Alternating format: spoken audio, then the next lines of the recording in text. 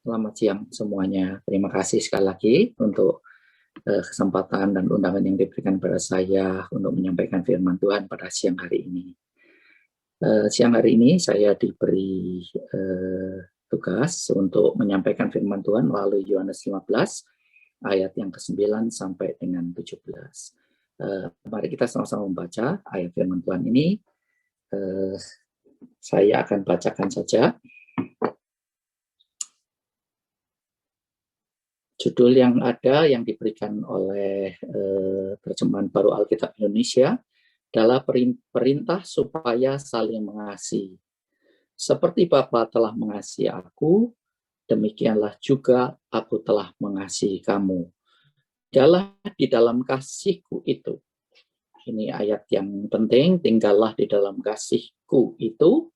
Jikalau kamu menuruti perintahku, kamu akan tinggal di dalam kasihku, sama seperti aku menuruti perintah Bapakku dan tinggal di dalam kasihnya.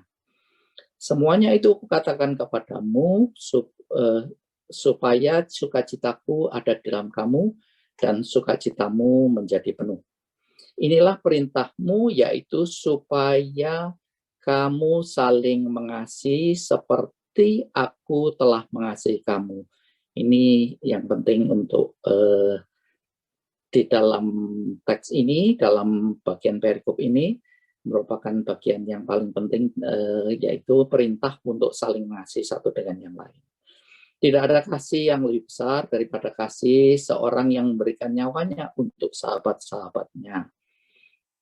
Kamu adalah sahabatku jikalau kamu berbuat apa yang kuperintahkan kepadamu.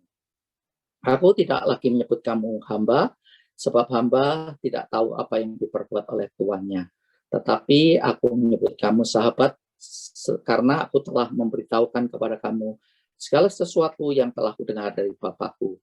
Bukan kamu yang memilih aku, tetapi akulah yang memilih kamu, dan aku telah menetapkan kamu supaya kamu pergi dan menghasilkan buah, dan buahmu itu tetap. Supaya apa yang kamu minta kepada Bapa dalam namaku diberikannya kepadamu. Inilah perintahku kepadamu, kasihilah seorang akan yang lain. Ya, tadi sharing yang disampaikan memang bagus sekali. Saya percaya bagian dari firman Tuhan dari Yohanes 14 sampai dengan 17 ini merupakan satu kesatuan, merupakan ajaran untuk ya apa itu ajaran yang penting, di mana di sini Tuhan sedang mengajarkan akan adanya satu komunitas yang baru, satu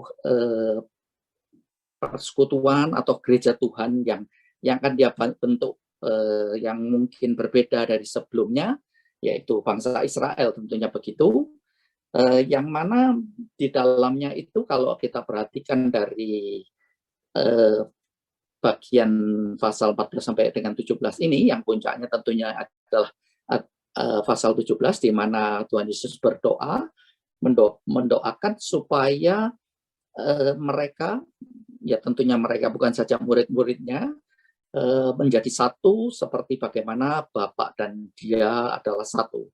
Nah, di dalam doa yang dia sampaikan itu, kita melihat kerinduan Tuhan untuk melihat adanya satu komunitas yang memiliki keakraban satu dengan yang lain. Jadi bukan komunitas yang tercerai-berai, berdiri di sana sini sendirian, individual begitu, tetapi benar-benar adalah komunitas yang dekat, intimate, satu hubungan yang tadi disebutkan oleh Pastor Burhan sebagai sahabat, teman begitu. Adanya satu di dalam bentuk komunitas yang ada ini, adanya kesatuan yang demikian itu.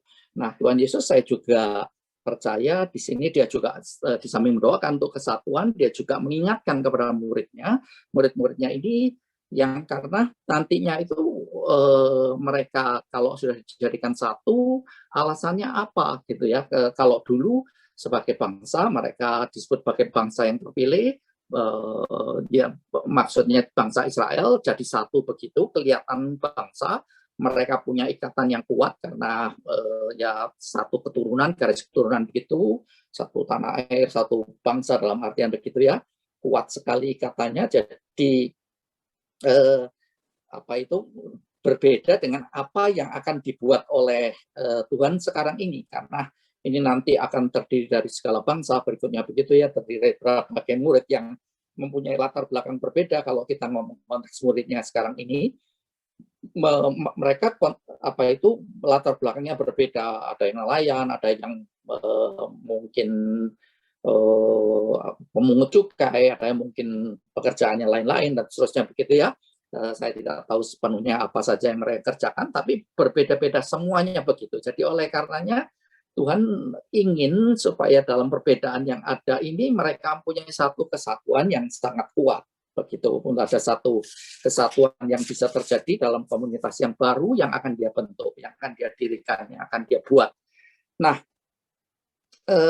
kalau kita melihat, maka dasar yang pertama yang diberikan oleh Tuhan untuk jemaatnya ataupun sesama murid-muridnya ini bisa saling mengasihi adalah kasih yang sama seperti bagaimana kasih antara Bapak dengan anak dan antara anak Tuhan Yesus dengan para muridnya, dengan yang sudah diberikan contoh seperti itu. Jadi kasih yang begitu itulah yang diharapkan untuk ada, untuk terjadi di dalam komunitas yang akan dibentuk oleh Tuhan. Nah, ini tentunya kita tahu dengan persis, banyak mendengar mungkin sudah dengar beberapa mungkin berpuluh kali, beratus kali dari khotbah tentang bagaimana kasih Tuhan yang luar biasa. Tadi juga kita dengar pujian yang disampaikan oleh Vero, di mana kasih Tuhan, kasih Bapa yang begitu luar biasa mencintai kita, kasih yang sempurna, kasih yang tidak ada cacat, kasih yang mungkin tidak menuntut imbal balik dari kita, kasih yang benar-benar murni, kasih yang tidak bisa dipengaruhi oleh apapun juga. Jadi kalau kita mungkin perhatikan dari ilustrasi ataupun perumpamaan yang disampaikan oleh Tuhan, kalau kita lihat dari perumpamaan anak yang hilang misalnya, begitu saja kita melihat bagaimana kasih Bapa itu dengan tetap setia, dengan tetap tidak berubah terhadap anaknya yang telah memperlakukan dia dengan tidak baik, dengan mungkin bahkan kalau dalam kultur kebudayaan dulu mengatakan bahwa mungkin anaknya ini sudah begitu kurang ajar, mengharapkan ayahnya mati dan minta warisan dari ayahnya dengan konteks yang seperti itu dalam kebudayaan. Jadi ini anak yang hilang atau anak yang bungsu ini benar-benar kurang ajar sekali terhadap orang tuanya, terhadap papanya. Namun demikian kasih yang ditunjukkan, yang didemonstrasikan oleh Bapak itu kasih yang tidak mengalami perubahan, tidak mengalami gangguan, bahkan sedikit pun dari apa yang dilakukan diperbuat oleh anaknya, baik dia telah menghabiskan hartanya, baik dia telah melakukan kehidupan yang kotor, yang najis dengan berpelacur dan seterusnya. Dan yang kita lihat, yang kita saksikan di dalam cerita itu, dalam perumpamaan itu, Bapak ini selalu kelihatannya menunggu di luar untuk menantikan anaknya itu datang kembali ke dia dan mengharapkan dan menantikan begitu kasihnya yang luar biasa yang ditunjukkan dari Bapak ini. Begitulah kasih yang mestinya diharapkan untuk terjadi dalam kehidupan setiap kita, kasih yang seperti itu, ya. Tentunya kasih yang didemonstrasikan oleh Bapak dengan cara memberikan, mengaruniakan anaknya yang tunggal, yang menjadi korban bagi kita, untuk menyelamatkan kita. Jadi kasih yang luar biasa sekali, ini yang menjadi dasar dari komunitas yang baru. Mestinya begitu, komunitas yang baru ini diharapkan memiliki kasih yang sedemikian rupa.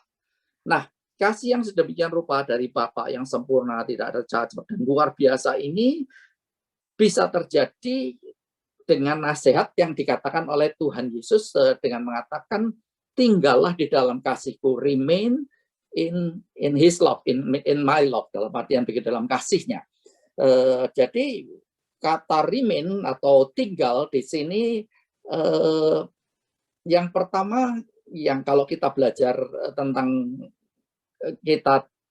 kita mau tinggal, atau kalau kita tinggal di suatu tempat ataupun tinggal di satu hal dalam artian begitu, maka yang pertama dalam kehidupan kita ini perlu adanya pengalaman. Kita tidak bisa tinggal kalau tidak ada pengalaman dalam kehidupan. Kalau kita tidak pernah mengalami itu, tidak pernah melakukan itu, maka kita tidak akan bisa tinggal. Ya, misalnya saya dulu pernah lahir besar di Surabaya. Jadi karena saya mengalami ataupun tinggal pernah ada pengalaman saya tinggal di Surabaya, pengalaman saya berada di Surabaya, menyebabkan saya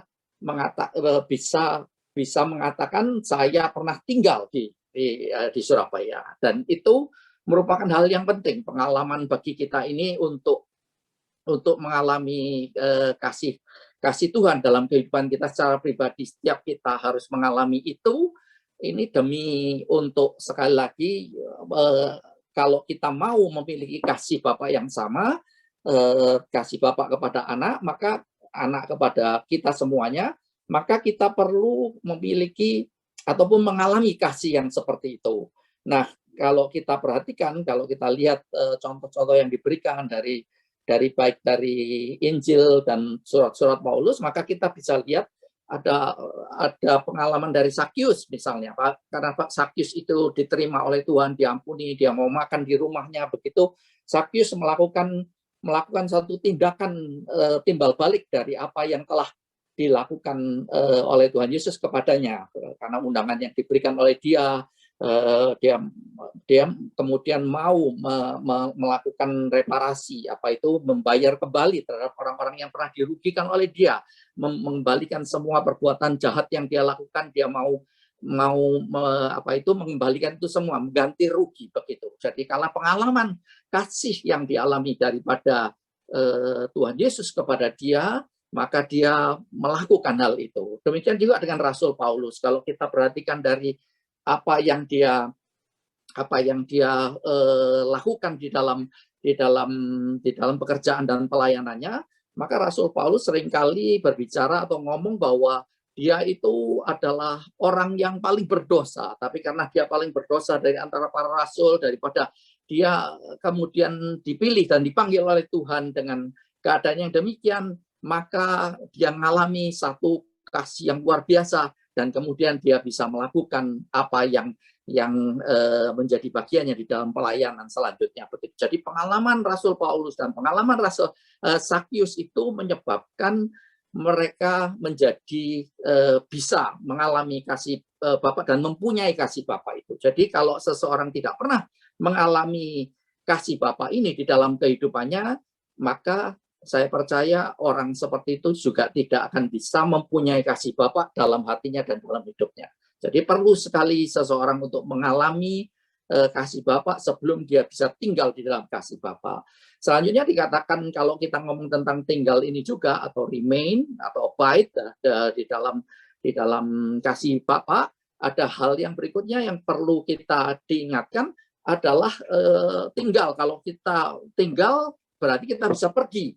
Kalau kita dianjurkan, diminta untuk tinggal, berarti kita bisa jauh atau meninggalkan kasih yang demikian itu. Kita bisa, atau dengan kata lain, kasih yang kita miliki, kasih yang mungkin tadinya murni seperti kasih Bapa itu bisa mengalami perubahan di dalam kehidupan. Dan itu yang dianjurkan, yang didoakan, yang didorong oleh Tuhan Yesus untuk tidak terjadi dalam kehidupan kita, yaitu kasih yang berubah karena karena waktu, karena hal-hal yang terjadi dalam kehidupan yang tidak baik, tidak enak. Tadi saya berceritakan tentang Bapak atau perumpamaan tentang Bapak yang sudah mengalami berbagai hal terhadap hubungan dengan anaknya yang diganggu sebegitu rupa dengan perbuatan yang tidak benar dari anaknya, tetapi kasihnya kepada anaknya yang bungsu itu tidak pernah berubah. Jadi itu merupakan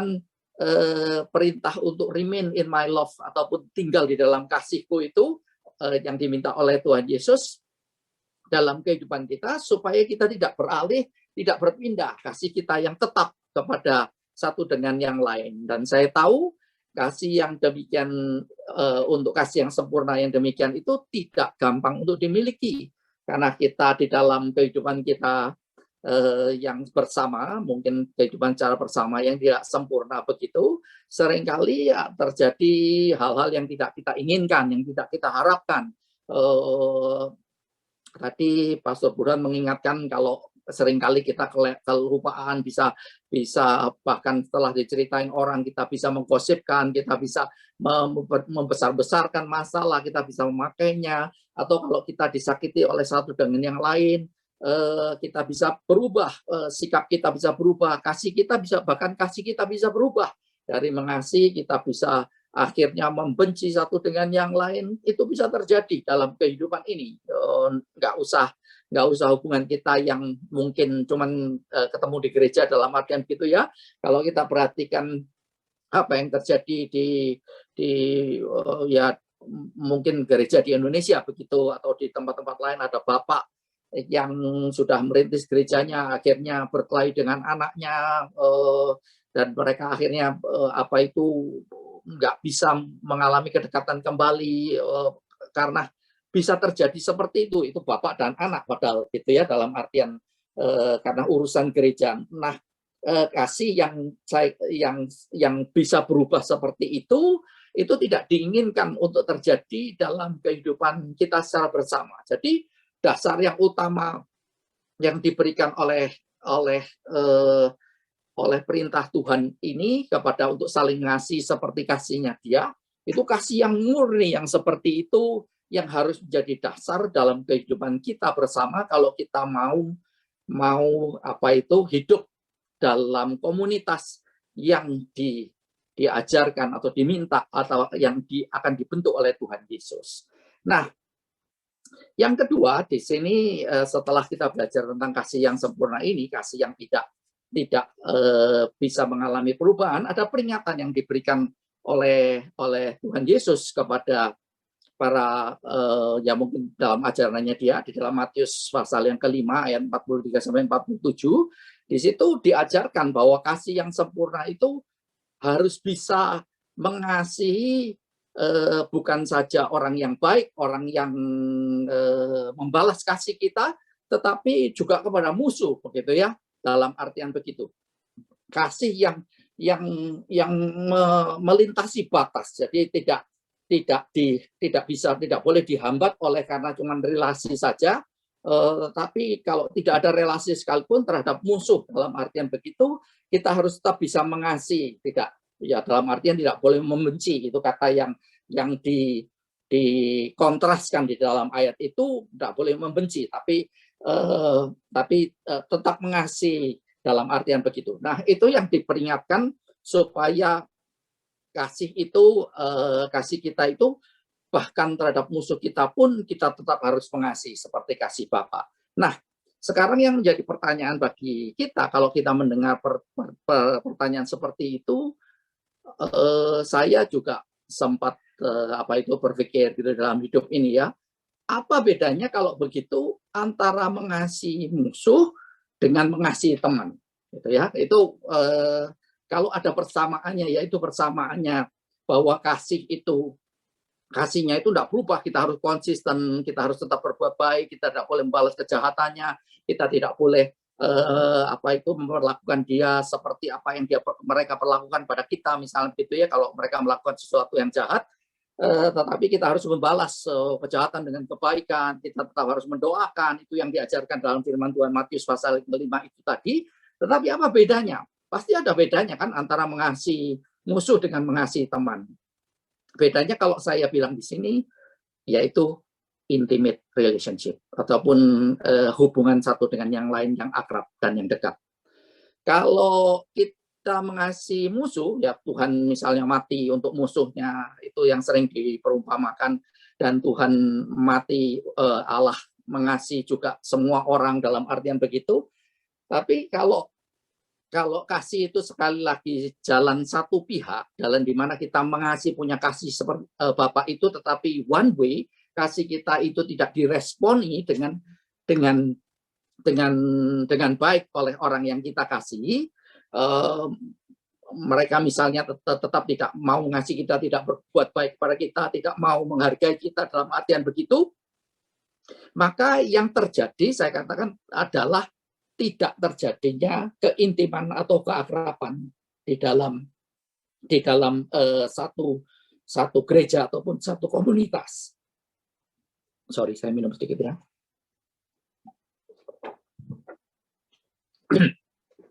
Akan terjadi tidak ada keakraban atau keintiman dalam komunitas kalau kasih yang diajarkan ini tidak timbal balik, tidak ada responnya, tidak resiprokal, tidak yang satu memberi kasih sebegitu rupa, tapi yang satu tidak mau ya menerima, tapi terus tidak membalasnya, maka tidak akan ada hubungan yang intim antara satu dengan yang lain.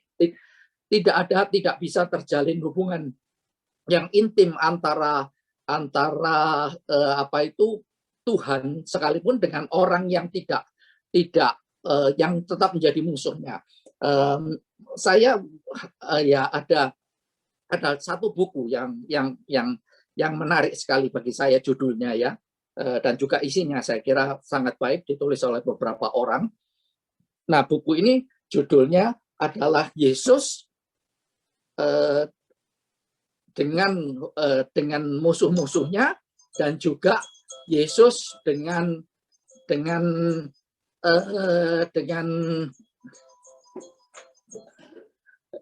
Yesus dengan musuhnya, dan juga Yesus dengan teman-temannya. Jadi judul ini benar-benar provokatif kan. Biasanya orang tidak akan pernah mau ngomong tentang siapa itu musuhnya Yesus, siapa itu Yesus, nggak pernah digambarkan seperti itu. Tapi dalam buku ini diceritakan begitu ya, ada Yesus dengan teman-temannya, ada Yesus dengan musuh-musuhnya. Ya, dia ngomong, mereka terus para penulis ini terus kemudian memasukkan yang jadi musuh dari Yesus itu, misalnya para penguasa Yahudi, misalnya orang yang penguasa yang Romawi yang menyalibkan dia, dan orang-orang Yahudi yang musuh dia, setan, begitu seterusnya, itu yang merupakan musuh. Tapi di sini juga ada orang Farisi dan para penguasa Yahudi dalam artian begitu. Nah, ini dikategorikan oleh buku ini sebagai musuh daripada Yesus. Nah, sedangkan kalau teman-temannya itu termasuk murid-muridnya dan orang yang baik kepada dia, perempuan-perempuan dan seterusnya begitu. Itu semua adalah teman-temannya dia. Jadi dengan berani buku ini menuliskan begitu karena memang itu satu kenyataan di dalam kehidupan gitu ya. Kalau orang walaupun Yesus sudah mengasihi, misalnya juga termasuk para penguasa Yahudi, tapi mereka tidak meresponi kasih Yesus itu dengan kesediaan untuk membalasnya, untuk mengikut dia dan seterusnya begitu, maka dia tetap dikategorikan sebagai musuh, dalam artian mereka walaupun Yesusnya tidak berubah, kebaikannya tidak pernah mungkin kasihnya berubah terhadap orang Farisi, tapi tidak ada hubungan yang dekat dengan orang Farisi. Berbeda dengan muridnya. Kalau dengan muridnya, maka Tuhan Yesus itu dia mengasihi, muridnya memberikan respon, mengikut dia, maka terjadi satu hubungan yang intim, yang akrab antara murid-muridnya itu dengan dia, yang tentunya berbeda sekali lagi dengan hubungan Tuhan Yesus dengan para penguasa Yahudi. Nah, kehubungan Yesus dengan para muridnya inilah yang diharapkan dan diinginkan untuk terjadi di dalam komunitas yang baru. Yang menarik sekali ya kan, kalau kita baca dari ayat firman Tuhannya ini yang kita bahas siang hari ini, di dalamnya juga dikatakan bahwa Yesus itu bersedia mau mati untuk sahabat-sahabatnya, begitu. Tidak seperti bagaimana teologi yang seharusnya ya, tentunya begitu, teologi yang mungkin biasa kita dengar bahwa Yesus itu mati bagi semua orang, baik itu kita masih jadi musuh, dia mati bagi kita, ayat yang demikian. Nah, di mana tentunya itu merupakan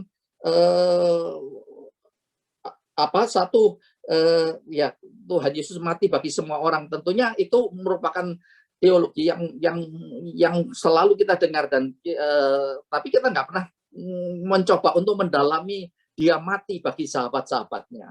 Nah, di sini inilah yang mungkin Tuhan Yesus ingin sampaikan di dalam, sekali lagi, dalam perikop bagian dari firman Tuhan ini, yaitu antara kedekatan untuk bisa terjadinya di antara komunitas yang baru itu, di antara jemaatnya itu, atau di antara murid-muridnya itu, ke satu growing relationship satu dengan yang lain. Jadi perintah untuk mengasihi ini tidak diberikan kepada satu pihak saja, tetapi kedua belah pihak, di mana yang satu diberikan, yang lain juga menerima, maka keduanya terus bertumbuh bersama-sama mencoba untuk mencapai kasih yang tadi saya jabarkan, yaitu kasih Bapa. Nah, kasih yang seperti ini tentunya tidak gampang terjadi. Melihat ya, baik secara komunitas yang mungkin secara perubahan dunia yang membuat kita menjadi sangat individu dan seterusnya begitu, sehingga untuk kedekatan dan keakraban di dalam komunitas itu kadang-kadang terlewatkan dan terlupakan, tidak menjadi satu yang penting lagi. Yang penting pokoknya kita ke gereja, kita menyembah Tuhan satu arah, kita tidak kenal tetangga kita, tidak kenal dengan orang sebelah kita juga tidak apa-apa, pokoknya yang penting kita ikut Tuhan Yesus, dalam artian gitu, kita berbuat baik, kita tidak berbuat jahat, dan hidup dalam komunitas bukan merupakan suatu yang penting dalam kehidupan bergereja atau berjemaat sekarang ini. Kalau kita perhatikan, terutama kalau semakin kita ini mempunyai kemampuan untuk self sufficient yang besar, itu semakin memisahkan kita satu dengan yang lain.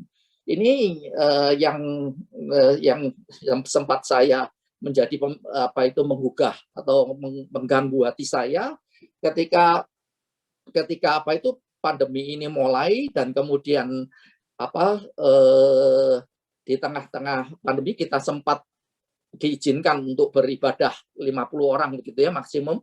Nah, teringat waktu itu di gereja diadakan tanya jawab gitu, kira-kira apa yang baik yang bisa kita lakukan untuk meresponi tentang permintaan dari pemerintah untuk kita bisa berkumpul kembali, beribadah kembali secara in person maksimum 50 orang. Ada satu respon yang menarik yang dari satu teman yang ya dia aktivis, dia juga melayani begitu, dia ngomong gini, untuk apa kita repot-repot, sekarang yang sudah kita lakukan online service ini aja sudah baik, nggak perlu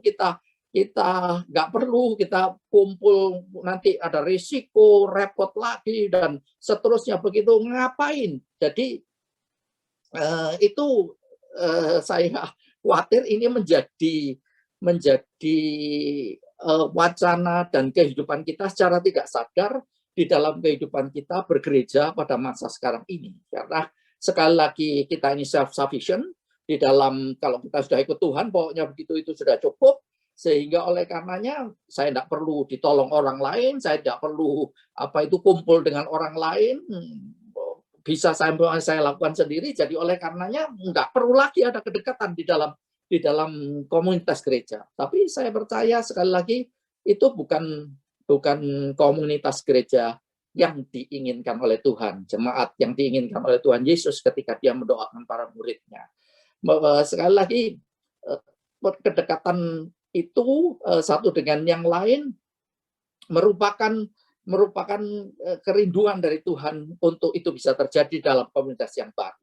Nah, hambatan yang pertama sekali lagi itu adalah masalah self-sufficient ya, di mana kita karena sudah merasa cukup diri kita sendiri dan tidak perlu bantuan orang dan seterusnya, secara individu kita hidup diselamatkan dan semua, pokoknya kita hidup secara individual, jadi nggak perlu adanya komunitas.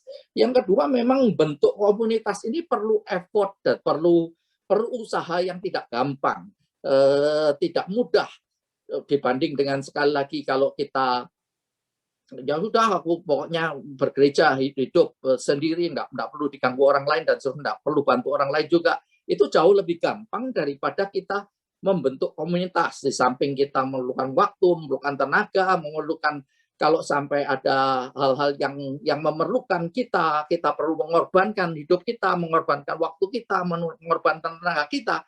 Tapi ya sekali lagi tantangan yang ini yang harus dihadapi untuk kita ini bisa membentuk satu komunitas yang dekat dan komunitas yang diharapkan untuk terjadi seperti yang Tuhan Yesus doakan. Nah, effort yang besar tentunya sekali lagi ya dalam keadaan yang demikian kita juga dalam keadaan pandemi demikian ini kita semakin sulit untuk bisa melakukan apa yang seharusnya diajarkan dan diminta oleh Tuhan karena dibatasi dengan peraturan pemerintah dan selanjutnya peraturan yang ada saat sekarang ini. Tapi yang menjadi pertanyaan bagi saya adalah kalau memang ini dilarang, ini tidak diizinkan sementara ini, apakah membuat hubungan kita itu tetap akrab satu dengan yang lain? Apakah membuat hubungan kita ini tetap terkoneksi satu dengan yang lain? Apakah hubungan kita ini, apakah kita merindukan untuk ketemu kembali, untuk bisa berkumpul bersama antara satu dengan yang lain dalam satu gereja? Nah, itu mestinya yang menjadi kerinduan, keinginan kita bersama di dalam kita bergereja. Kalau kita sekali lagi tidak mau karena kita merasa self-sufficient dan juga effort-nya itu terlalu besar, maka ya hubungan yang terjadi ataupun gereja yang ada itulah adalah gereja yang saya katakan tidak diinginkan oleh Tuhan itu ada dan tidak seharusnya gereja itu berbentuk begitu. Kita mau untuk kembali kepada esensi yang seharusnya, di mana tadi sudah disampaikan pesan pendek oleh Pastor Burhan, di mana paling tidak kita punya kedekatan dengan teman kita satu orang saja. Tapi salah satu contoh yang bagus ataupun ilustrasi yang bagus yang diberikan oleh Tuhan Yesus adalah di mana pokok anggur dan carang-carangnya itu. Kalau kita lihat semua carang itu tergabung dengan pokok anggur dalam artian begitu. Nah, di dalam pokok anggur ini satu carang dengan yang lain itu tetap ada kaitan, tetap ada hubungan satu dengan yang lain, tidak terlepas sendiri-sendiri. Kalau dikatakan terlepas bahkan ataupun kalau tidak berbuah dipotong dalam artian begitu, nah maka dia akan mati. Nah, kalau kita terikat satu dengan yang lain, ada kaitan satu dengan yang lain, maka itu yang seharusnya yang ada dalam komunitas atau gereja Tuhan.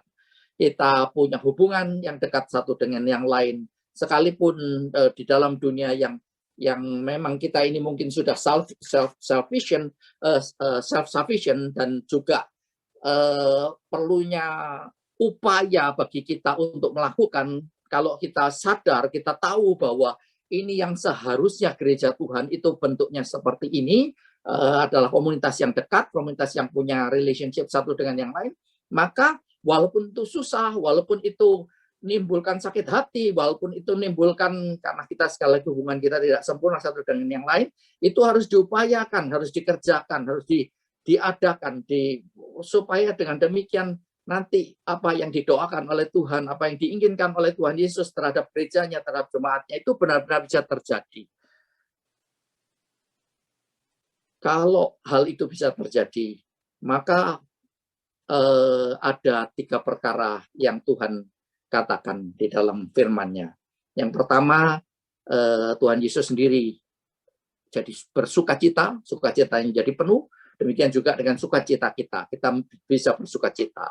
Yang kedua, kalau kita mempunyai sikap yang demikian, maka kehidupan kita itu semakin bisa berbuah-buah.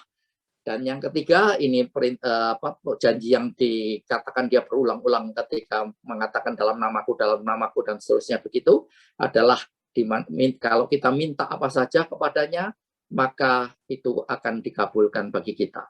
Jadi ini hal yang luar biasa kalau itu benar-benar tergenapi ya, komunitas yang dekat satu dengan yang lain itu bisa terjadi. Kita perlu upaya yang kita ya, kalau kita sekali lagi di dalam bergereja kita tidak punya kesadaran untuk mau dekat satu dengan yang lain, maka hal ini memang susah untuk dilakukan.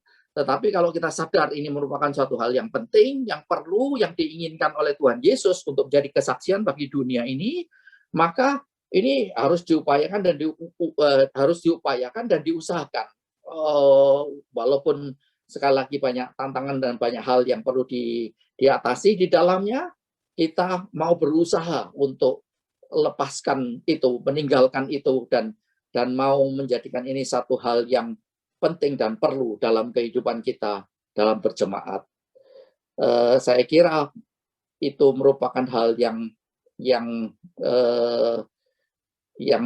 mungkin sudah jarang dilihat, jarang terjadi, tapi seharusnya itu yang seharusnya komunitas gereja yang diinginkan oleh Tuhan untuk ada di atas muka bumi ini. Saya percaya kalau gereja Tuhan bisa bersikap demikian, ini menjadikan komunitas yang diharapkan oleh Tuhan menjadi komunitas alternatif itu bisa terjadi, dan juga menjadi kesaksian bagi dunia ini, dan makin banyak orang bisa datang untuk datang kepada Tuhan karena apa yang telah menjadi kesaksian bagi kehidupan kita bersama. Terima kasih, Tuhan memberkati.